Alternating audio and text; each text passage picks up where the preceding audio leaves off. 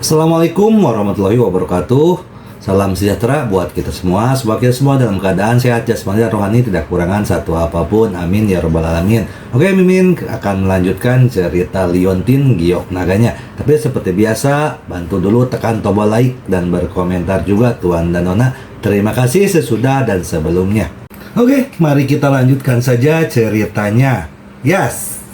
Bab 2317 sampai bab 2320. Niat Hei Wuchang sudah jelas, yaitu membunuh Ye Chong dan kemudian mengambil garis keturunan naga ungu dari tubuh Ye Chong. Cao Daking dan Qin Zhengxing secara alami memahami maksud Hei Wuchang. Cao Daking mengangguk dengan cepat dan berkata, "Tuan Hei Wuchang, saya mengerti. Tolong serahkan hal berikutnya kepada saya dan biarkan saya melakukan pelayanan yang berjasa."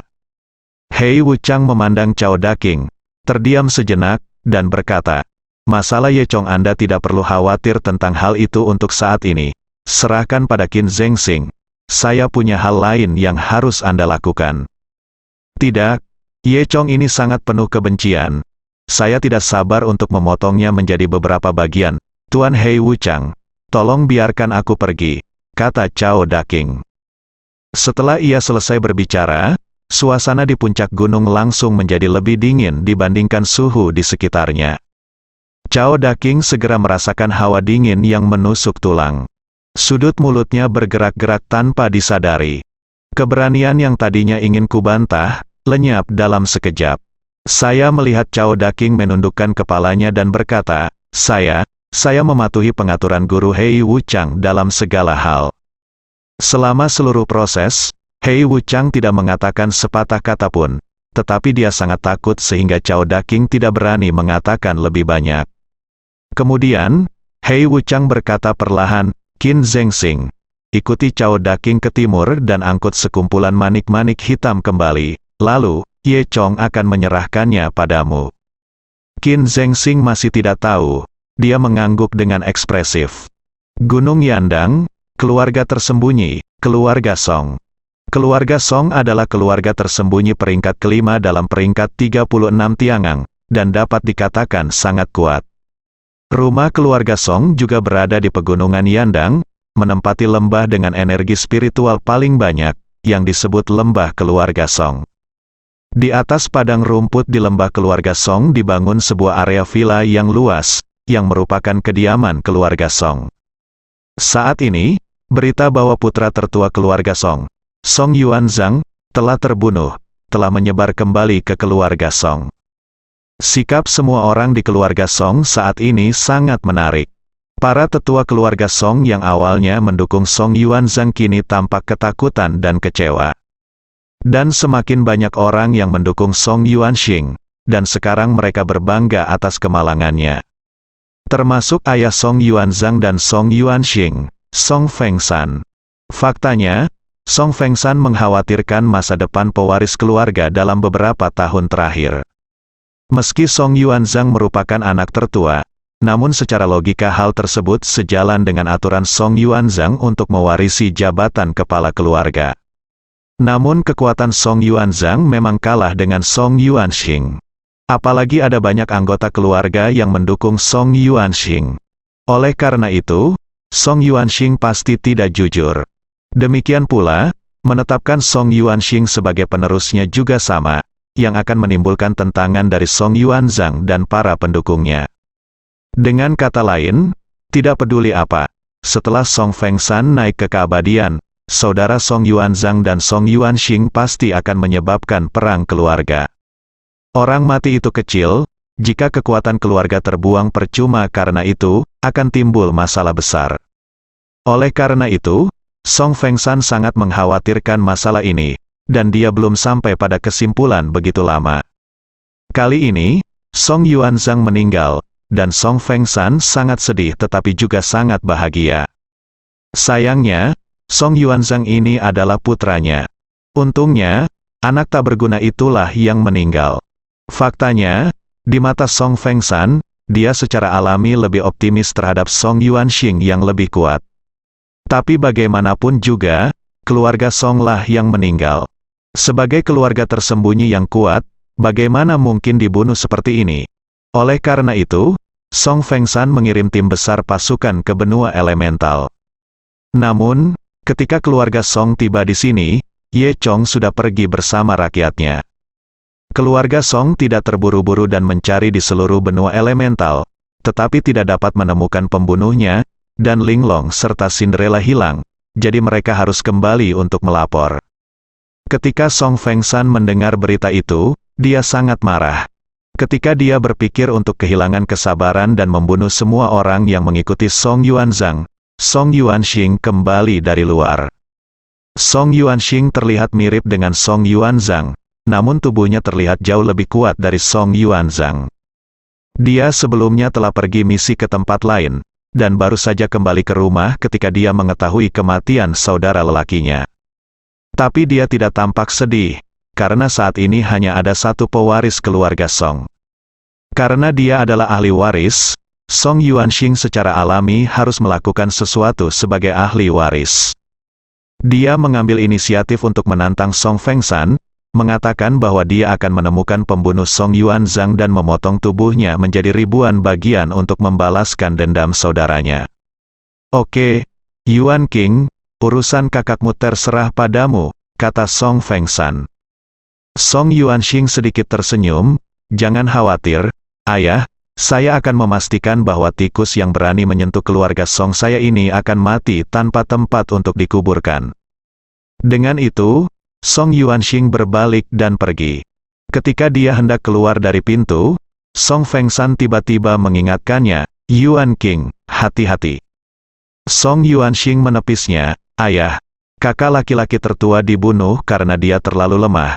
Haha, aku masih membutuhkan kamu hati-hati, jangan khawatir. Saya akan segera mencari tahu siapa yang melakukannya. Dengan itu, Song Yuanxing pergi. Dini hari berikutnya, Ye Chong meninggalkan villa dan kembali ke sekolah.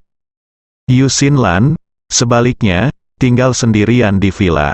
Ye Chong menghabiskan banyak waktu melakukan perhitungan ketika dia keluar kali ini, dan kelas sekolahnya juga banyak tertunda. Tapi Ye Chong awalnya tidak datang ke kelas, jadi tidak masalah. Awalnya, setelah dia kembali ke sekolah, dia ingin mencari sepatu untuk mendiskusikan beberapa hal tentang Yu Xinlan. Lagi pula, tidak masalah membiarkan Yu Xinlan tinggal di villanya. Dia ingin Spotted Tiger membantu mengaturnya. Hasilnya, kami mengetahui bahwa Macan Tutul mengambil cuti tahunan selama 1 bulan dan mengatakan dia akan berlibur. Ye Chong terdiam, karena dia tahu bahwa harimau berbintik tidak sedang berlibur, tetapi harus menjalankan misi untuk melakukan permainan neraka. Setelah itu, Ye Chong kembali ke kelas. Kelasnya masih sama, tidak ada yang berubah. Li Bai Chao sangat gembira melihat Ye Chong kembali dan segera memberikan ruang untuk Ye Chong. Saya Chao, saudaraku, di mana saja kamu bersenang-senang selama ini? Li Bai Chao berkata dengan seringai di wajahnya. Ye Chong duduk dan berkata sambil tersenyum, mengapa kamu begitu bahagia? Saya pergi berbisnis dan hampir kehilangan nyawa saya. Orang biasa seperti Li Bai Chao tentu saja tidak dapat membayangkan apa yang dialami Ye Chong. Jadi Li Bai Chao hanya mengira Ye Chong sedang bercanda. Ketika Li Bai Chao hendak berbicara lagi, Chen Feifei datang dengan kegembiraan di wajahnya, Ye Chong, kamu akhirnya kembali. Ye Chong menyentuh kepala Chen Feifei dengan penuh kasih. Adegan ini membuat anak laki-laki di sekitarnya sangat iri. Saat mereka sedang berbincang, beberapa orang masuk dari pintu kelas, yaitu Sun Tian, Zi Qiao, Mei Jia, Chen Yaoyao dan lainnya. Yang membuat Ye Chong aneh adalah Chen Yaoyao adalah karakter yang terpinggirkan di antara kelompok orang ini, dan dia bergaul dengan kelompok orang ini. Namun, sekarang, sekelompok orang ini sebenarnya mengepung Chen Yaoyao, dan bahkan Sun Tian tampaknya sangat menghormati Chen Yaoyao. Li Bai Chao memperhatikan keanehan Ye Chong dan mendengus dingin dan berkata, "Bos, kamu tidak tahu, Chen Yaoyao berbeda sekarang, dia telah bertemu pacar baru. Dikatakan bahwa dia adalah seorang pemuda dari Aosheng." Oh, Ye Chong memandang Chen Yaoyao dengan rasa ingin tahu, benarkah? Pada saat ini, Chen Kai, yang mengejar Chen Yaoyao, tidak bersama mereka, duduk sendirian di sudut kelas.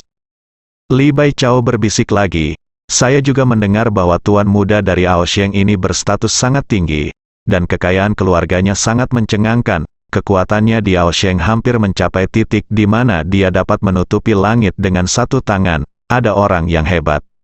Ye Chong tersenyum dan tidak peduli. Saat berbicara, Chen Yaoyao melewati Ye Chong dan menatap Ye Chong dengan dingin. Di matanya, tidak ada lagi kekesalan dan keengganan di masa lalu, melainkan ada perasaan superior, bahkan meremehkan Ye Chong. Tampaknya Chen Yaoyao benar-benar terbang ke dahan dan berubah menjadi burung phoenix sejenak. Ye Chong hanya merasa itu lucu dan tidak mempedulikannya dengan Chen Yaoyao.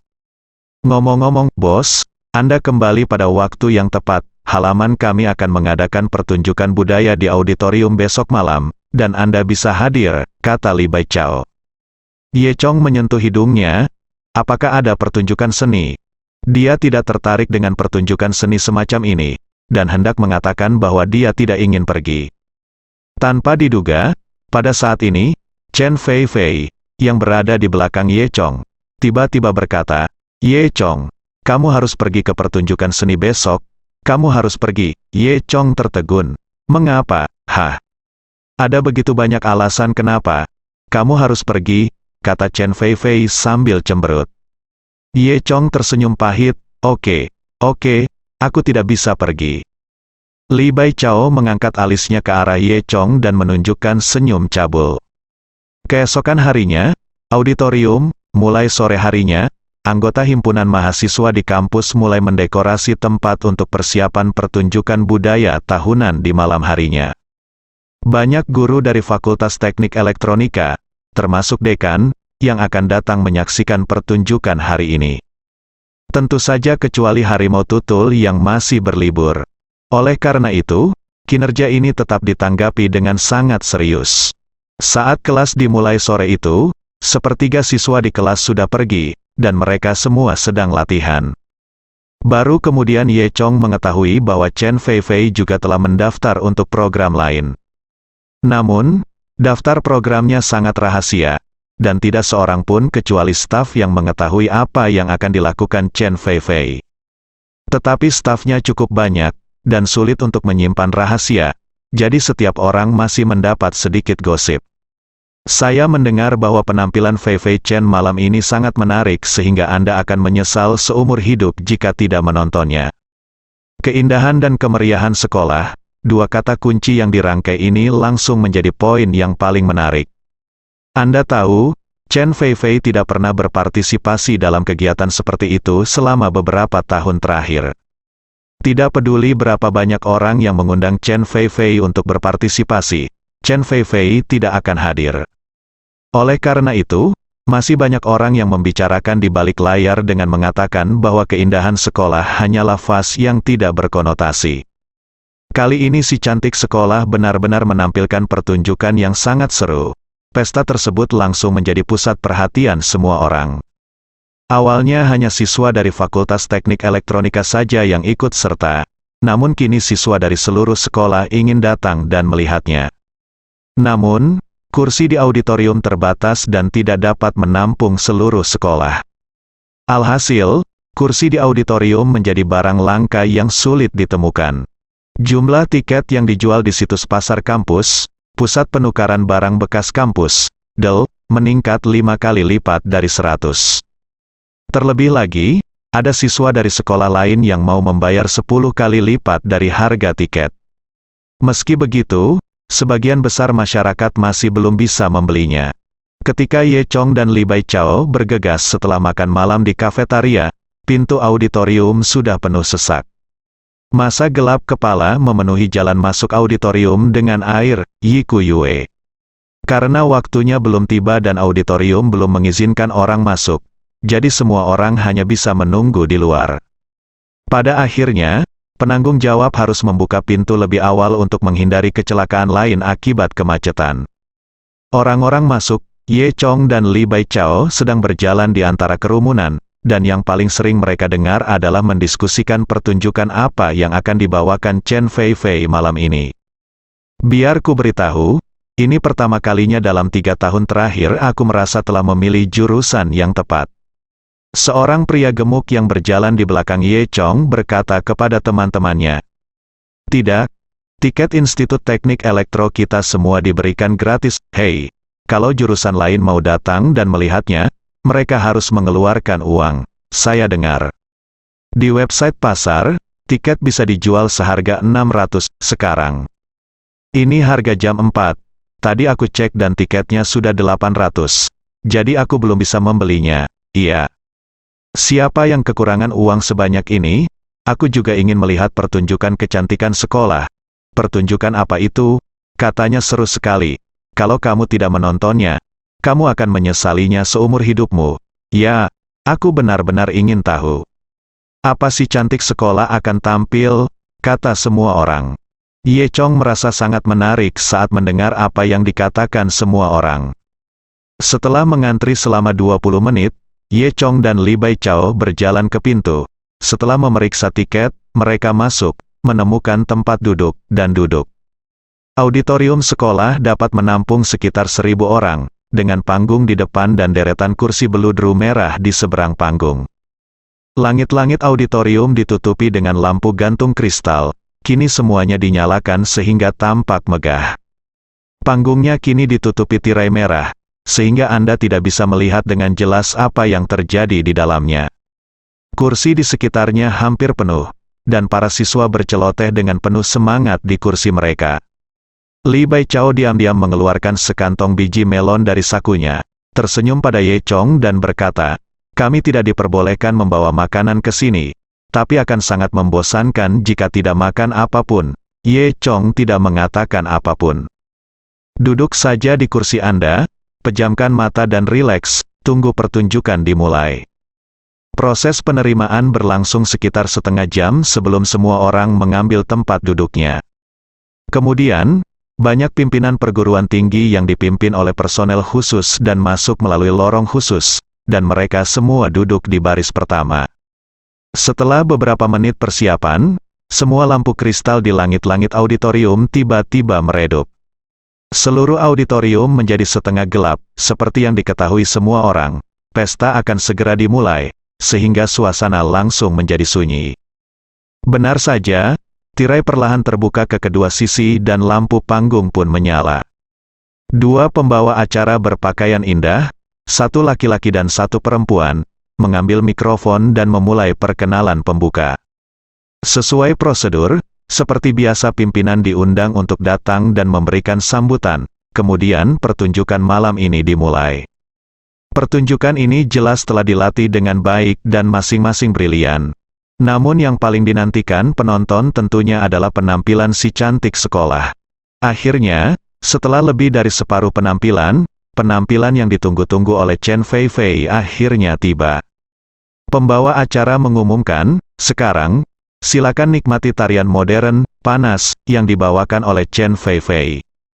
Setelah pengumuman tersebut, tepuk tangan meriah segera terdengar di bawah. Di tengah tepuk tangan, Chen Feifei perlahan berjalan ke atas panggung. Saat dia menjadi sorotan, semua orang tersentak. Mata Ye Chong juga melebar. Sekarang, semua orang memahami arti kata peledak dan juga memahami mengapa Anda akan menyesal jika tidak menontonnya. Kekalahan Chen Feifei sungguh mengasyikkan. Siberia Timur, padang rumput. Saat ini, ketika Tiongkok telah memasuki malam, padang rumput Siberia Timur menyambut hari baru. Padang rumput yang sempat dilanda bencana beberapa waktu lalu, kini sudah kembali normal. Hewan-hewan di padang rumput masih berkeliaran. Matahari masih menyinari padang rumput. Nelia, Valkyrie dari padang rumput, kembali ke istana membawa macan tutul. Ini adalah mangsa yang baru saja diburunya pagi ini. Dia ingin membuat sendiri mantel kulit macan tutul yang baru, karena dia mendengar bahwa orang-orang di luar padang rumput memakai pakaian yang sangat tebal.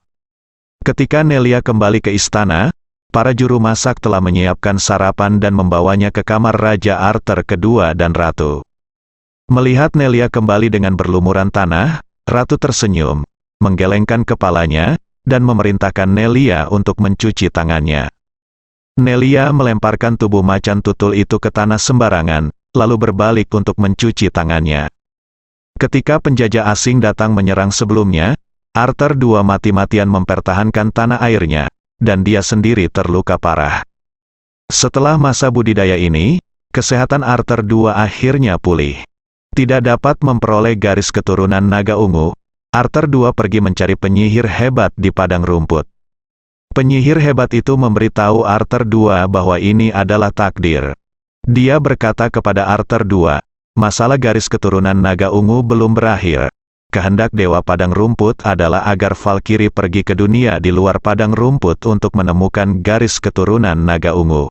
Arthur II sedikit ragu, bagaimanapun, dia hanyalah seorang putri, dan dia takut Nelia akan diancam. Penyihir agung berkata, Raja, yakinlah, ini adalah pengaturan Dewa Padang Rumput. Dia akan melindungi Lord Valkyrie. Semuanya sudah ditentukan. Terlebih lagi, Lord Valkyrie akan mendapatkan keberuntungannya menunggunya setelah dia pergi. Dengar, setelah mengetahui semua ini, Arthur II dengan enggan memutuskan untuk membiarkan Nelia keluar mencari garis keturunan naga ungu. Tapi di mana garis keturunan naga ungu itu? Arthur II bertanya lagi. Penyihir hebat itu hanya mengucapkan dua kata, timur. Lalu dia mengeluarkan bola kristal seukuran jari. Bola kristal ini dapat merasakan segala sesuatu di padang rumput. Keturunan naga ungu baru saja meninggalkan padang rumput belum lama ini, dan juga terdapat bau padang rumput. Dengan bola kristal ini, Anda dapat merasakan lokasi keturunan naga ungu. Itu bisa memberi Valkyrie tuanku. Tunjukkan padaku jalannya, kata penyihir hebat.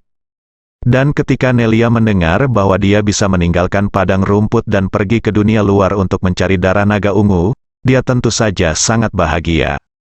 Dia tahu bahwa Ye Chong lah yang mencuri garis keturunan naga ungu.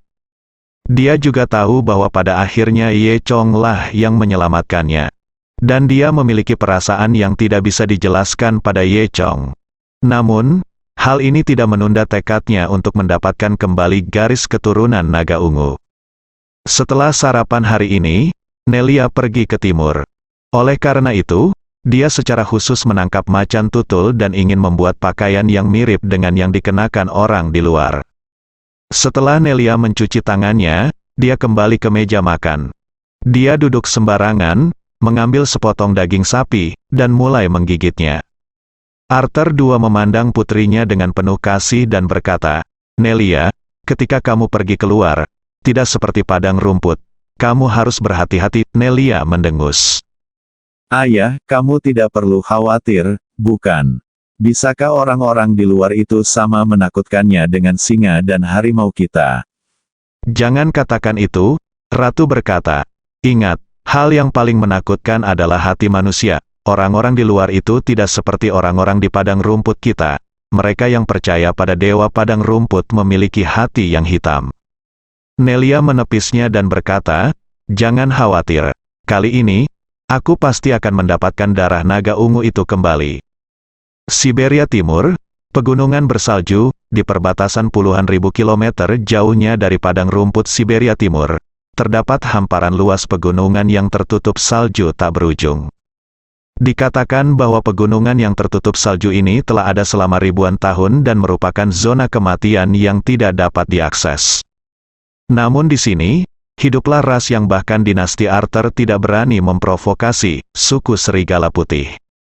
Pada saat ini, seorang pria kekar berbulu putih sedang berdiri tinggi di puncak gunung, matanya penuh kesuraman. Di bawah kakinya, ribuan prajurit serigala putih dan serigala raksasa putih yang tak terhitung jumlahnya hampir tersebar di seluruh pegunungan dan dataran, menutupi lebih dari separuh pegunungan yang tertutup salju. Pria ini adalah Raja Serigala Putih dari klan Serigala Putih. Melihat seluruh bumi, Raja Serigala Putih dianggap sebagai master terkenal. Dia telah memimpin suku Serigala Putih untuk tinggal di pegunungan bersalju di Siberia Timur selama ratusan tahun, dan tidak ada yang berani memprovokasi mereka. Namun beberapa hari yang lalu, putra Raja Serigala Putih terbunuh. Garis keturunan naga ungu muncul di stepa Siberia Timur, dan Raja Serigala Putih juga ingin mengambilnya sendiri. Putranya pergi untuk melakukan tugas ini, tetapi bertemu Ye Chong dan dibunuh oleh Ye Chong. Awalnya, ketika Ye Chong membunuh seseorang, tidak ada yang melihatnya. Namun suku serigala putih ini memiliki kemampuan yang sangat istimewa, yaitu meninggalkan aroma pada tubuh manusia. Ketika putra Raja Serigala Putih meninggal, bau ini tertinggal di tubuh Ye Chong. Bahkan jika Ye Chong bersembunyi di sudut manapun di bumi, Raja Serigala Putih masih dapat menemukan Ye Chong. Tentu saja baunya tidak selalu ada, namun sebelum baunya hilang, Raja Serigala Putih telah melacak Ye Chong dan menemukan identitas Ye Chong. Seseorang membunuh putra Raja Serigala Putih, yang tentu saja membuat Raja Serigala Putih sangat marah, jadi dia mengirim surat ke Tiongkok sambil mengumpulkan pasukannya. Terhubung dengan Raja Serigala Putih secara alami merupakan saluran pertama di Kunlun. Niat Raja Serigala Putih jelas, yaitu menyerahkan Ye Chong. Jika tidak, klan Serigala Putih akan menyerang Tiongkok secara besar-besaran. Jika invasi asing benar-benar terjadi, ini bisa dianggap peristiwa besar. Namun, tidak realistis meminta saluran pertama menyerahkan Ye Chong. Pada saat ini, Zhao Sanhe yang maha kuasa juga terjebak dalam dilema. Tapi saat ini, Ye Chong tidak tahu apa-apa tentang apa yang terjadi di belahan dunia lain. Dia saat ini terobsesi untuk terkejut dengan ledakan Chen Feifei. Hari ini, Chen Feifei mengenakan kemeja lengan pendek berwarna merah yang memperlihatkan pusar dengan payet berkilau di atasnya, sepasang hot pants kulit hitam, dan sepasang sepatu hak tinggi berwarna merah. Untuk mencocokkan pakaiannya, Chen Feifei mengenakan kuncir kuda hari ini, mengecat eyeshadow merah, dan mengecat bibirnya dengan warna merah yang sangat tebal. Dia memiliki manikur merah cerah di 10 jarinya, dan bahkan kuku kakinya dicat dengan cat kuku merah. Tubuhnya yang berwarna merah cerah, ditambah dengan kulitnya yang putih, begitu halus dan menawan hingga membuat orang memikirkannya. Melihat kostum seperti itu saja, banyak anak laki-laki yang mulai menggila, meneriakkan kata-kata gila seperti, "Si cantik sekolah," dan "Aku cinta kamu." Anda tahu, meskipun Chen Feifei disebut sebagai gadis cantik di sekolah, dia juga merupakan Dewi Gunung Es di hari kerja, dan dia relatif konservatif. Dia belum pernah mengenakan pakaian dengan berani. Kontras yang begitu kuat tentu saja membuat anak-anak itu gila. Bahkan Ye Chong pun tercengang. Dia tidak pernah menyangka bahwa Chen Feifei benar-benar telah dewasa. Ye Chong sangat terpesona sehingga dia bahkan tidak mendengar apa yang dikatakan Li Baichao di sebelahnya. Li Baichao meneteskan air liur dan berkata, "Saya, Chao, bos, tidak heran Chen Feifei bersikeras meminta Anda datang ke pertunjukan, dia mencoba merayu Anda." Awalnya, gaun Chen Feifei cukup mengejutkan para siswa. Namun, setelah melihat penampilan Chen Feifei, semua orang kembali terkejut. Panas adalah tarian modern yang sangat populer akhir-akhir ini, populer di kalangan masyarakat karena gaya ritmenya yang unik, gerakan tarian yang beragam, dan postur panas yang tak terhitung jumlahnya. Semua orang hanya mengira Chen Feifei hanyalah fas, tetapi mereka tidak menyangka Chen Feifei bisa menari dengan baik. Setiap gerakan, pergelangan tangan, bahu, paha, pergelangan kaki, termasuk tinggi angkat pinggul, begitu standar. Ditambah dengan pakaian seksi Chen Feifei dan lekuk tubuh yang eye-catching, dia langsung menarik perhatian semua orang. Banyak anak laki-laki yang tampak tersipu, banyak gadis yang terlihat cemburu. Hingga lagu berakhir, semua orang masih tenggelam dalam adegan tersebut, tidak bisa keluar dalam waktu lama, bahkan lupa bertepuk tangan. Tak lama kemudian auditorium teringat akan tepuk tangan meriah yang hampir merobohkan atap auditorium. Bahkan para guru perguruan tinggi yang duduk di baris pertama bertepuk tangan dengan sangat meriah. Ye Chong memandang Chen Feifei dan tanpa sadar mengagumi di dalam hatinya. Ketika Chen Feifei selesai menari dan kehabisan napas serta ingin pergi, pembawa acara datang dan menghentikan Chen Feifei. "Teman sekelas Chen Feifei, silakan berjalan perlahan. Saya rasa penonton ingin mendengar apa yang Anda katakan," kata pembawa acara. Kata-kata pembawa acara langsung menimbulkan sensasi yang luar biasa. Para siswa di sekolah ini tentu saja ingin melihat Chen Feifei berpakaian seperti ini lebih lama lagi. Chen Feifei, aku mencintaimu, aku mencintaimu. Anak-anak di bawah mulai bersorak lagi. Teman sekelas Chen Feifei, Anda lihat betapa antusiasnya para siswa. Sebaiknya Anda mengucapkan beberapa patah kata saja, kata pembawa acara. Chen Feifei mengambil mikrofon, dan sebelum dia dapat berbicara, Anda dapat mendengar Chen Feifei terengah-engah.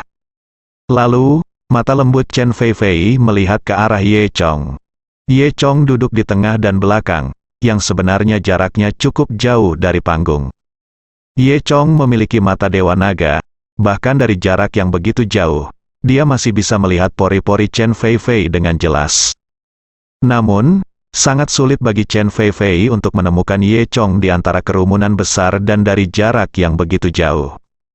Tepat ketika Ye Chong sedang berpikir liar, Chen Feifei telah berbicara. Baiklah, terima kasih atas dukungan Anda. Tarian saya hari ini sebenarnya untuk satu orang, kata Chen Feifei. Begitu dia selesai berbicara, ada ejekan lagi di aula. Para guru perguruan tinggi yang agak konservatif menggelengkan kepala karena ketidakpuasan, merasa bahwa Chen Feifei agak terlalu berani. Saya menari untuk teman sekelas Ye Chong, kata Chen Feifei dengan berani, meskipun Yi Ku Yue. Banyak orang telah menebak jawaban ini, namun, ketika kata-kata ini keluar dari mulut Chen Feifei, masih menimbulkan sorakan. Tentu saja, di antara sorak-sorai tersebut, banyak juga suara-suara cemburu. Semua orang tahu betapa kuatnya Ye Chong, tapi mereka tetap iri pada Ye Chong. Di tempat umum seperti itu, gadis cantik sekolah yang bermartabat itu mengaku kepadanya dengan begitu berani. Ini sungguh tidak bermoral sampai pada titik iri hati, dan kebencian. Li Bai Chao mengacungkan jempol pada Ye Chong dari samping. Saya, Chao, bos, saya percaya bahwa karena sekolah kita telah berdiri begitu lama, Anda pasti orang pertama yang diakui oleh primadona sekolah di depan begitu banyak orang, terlalu banyak kamu punya wajah. Seorang pria yang hidup sepertimu benar-benar tak terkalahkan. Wajah Ye Chong juga merah pada saat ini. Faktanya, dia tidak menyangka bahwa Chen Feifei akan begitu berani. Saat ini, ada dua orang berdiri di belakang, satu laki-laki dan satu perempuan. Wanita itu, mengenakan gaun merah yang indah dan berpakaian sangat halus, adalah Chen Yaoyao. Pria itu mengenakan jas putih, tinggi dan agak tampan. HMPH, hebatnya, aku belum pernah melihat wanita yang begitu tidak tahu malu, kata Chen Yaoyao. Pria di sebelahnya sedang menatap Feifei Chen dengan saksama ketika dia tampil, dan dia jelas memiliki banyak pemikiran tentang Chen Feifei. Namun, ketika dia mendengar Chen Feifei menyatakan cintanya kepada Ye Chong di depan umum, dia tahu bahwa dia tidak bisa mendapatkan wanita ini. Ini orang pintar.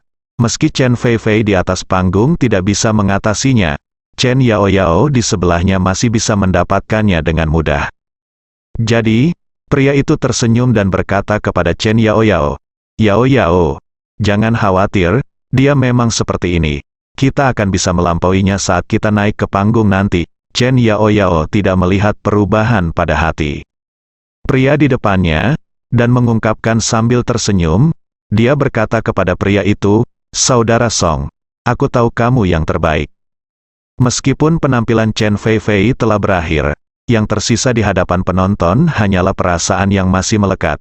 Para siswa tidak dapat melupakan keseriusan situasi saat ini untuk waktu yang lama. Bahkan acara selanjutnya, sandiwara panggung, Humi Potter and the Whetstone, yang disunting oleh seorang guru perguruan tinggi, gagal membangkitkan minat para siswa. Setelah dua program lagi, pembawa acara naik ke atas panggung dan mengumumkan kepada semua orang, semuanya, program berikutnya ini cukup istimewa. Chen Yaoyao dari kampus kami dan salah satu temannya yang akan membawakan Anda duet lagu cinta, Bunga di Sungai Mekar Merah, semuanya diterima. Kali ini, menimbulkan banyak tepuk tangan. Li Bai Chao berkata di telinga Ye Chong. "Saudaraku, kudengar acara Chen Yaoyao mengundang tamu istimewa untuk berkolaborasi kali ini. Kita semua menduga itu pasti pacar barunya. tapi tidak ada yang tahu pacarnya. Siapa itu? Jadi, semua orang sangat penasaran dengan masalah ini, sehingga acara Chen Yao Yao selalu mendapat perhatian tertinggi tahun ini. Tentu saja, itu sebelum penampilan kakak iparku muncul. Li Baichao tersenyum nakal saat dia mengatakan itu. Dia kini telah mengganti namanya menjadi Chen Fei Fei sebagai saudara ipar perempuan. Hal ini membuat Ye Chong tercengang. Namun, setelah mendengar apa yang dikatakan Li Baichao, Ye Chong mulai penasaran, siapakah yang disebut tamu ini? Kemudian, di bawah tatapan penasaran semua orang, dua orang berjalan dari belakang layar. Salah satu gadis yang mengenakan rok merah dan riasan cantik adalah Chen Yao Yao.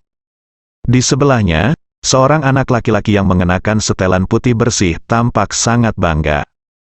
Chao Ku, pria ini cukup tampan. Dia tinggi, tampan, dan kaya, kata Li Baichao. Ketika gadis nakal melihat anak laki-laki ini, mereka merasa sedikit iri pada Chen Yao Yao.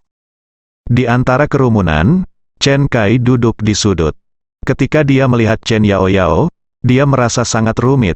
Ketika dia melihat anak laki-laki itu, dia merasa lebih tidak nyaman. Anda tahu, dia benar-benar dicampakkan oleh Chen Yao Yao. Di samping Chen Kai, Sun Tian, Ziqiao dan yang lainnya memandang pria di atas panggung dengan mata kagum. Ketika Ye Chong melihat pria ini, dia tidak bisa menahan diri untuk tidak terkejut, karena dia pernah melihat pria ini sebelumnya. Pria yang mengendarai mobil sport itulah yang mengobrol dengan Yu Xinlan di gerbang villa dan istana. Bersambung.